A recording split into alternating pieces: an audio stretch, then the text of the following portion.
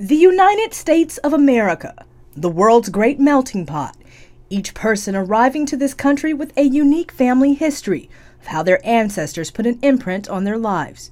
Yet with all that diversity, we're often more connected than you might imagine.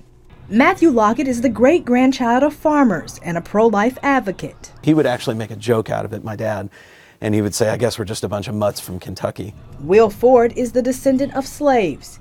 He travels the country sharing a message of racial healing. They didn't think they would see freedom in their time, so they prayed for the freedom of their children and the next generation. Two men on two very different journeys, but their worlds collided when they attended a prayer meeting together. And I show up at the Lincoln Memorial because of this dream. I don't know why I'm there. I didn't really even know that much about prayer, but that was the first place that Will and I came together. They attended a church service later that night.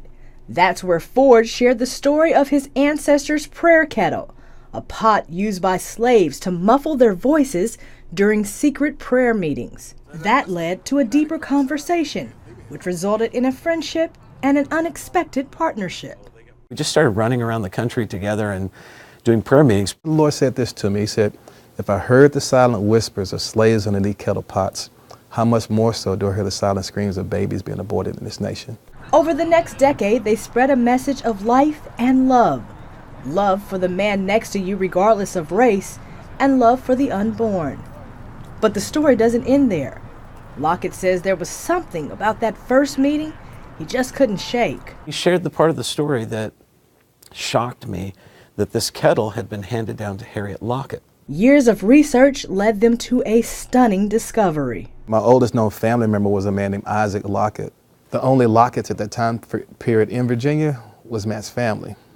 And so after doing 4 months of research then and another whole year of research, we've learned through empirical evidence Matt's family is the family that owned my family. And that revelation led to some difficult soul searching. Matt's family owned our family, and I had to wrestle with that because we had stories passed down in our family about slaves who were beat to death for simply going fishing without asking. And I really had to forgive from my heart Matt's family for owning my family. Lockett says it was a learning experience for him too. There is many times, particularly with white America, there can be an attitude that, you know, when these issues are discussed and the history of slavery, even the pain, the lingering pain of that to this day, there can be a negative attitude that just kind of dismisses it and says, look, you weren't there, I wasn't there, get over it. There's a very real, lingering pain associated with it generationally, and now that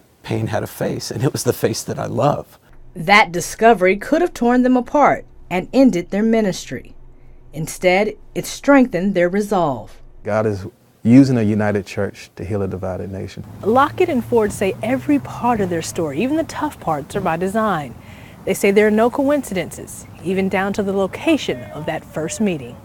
Sons of former slaves and the sons of former slave owners will be able to sit down together at the table of brotherhood. It was here almost 55 years ago that Dr. Martin Luther King Jr. delivered his I Have a Dream speech.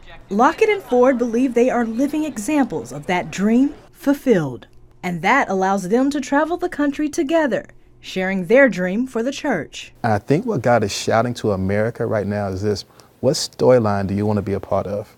The healing or the hurt? The blessing and the curse? Two men from two different backgrounds, sharing a surprising connection and pursuing a common mission of unity, life, and healing. Amber Strong, CBN News, Washington.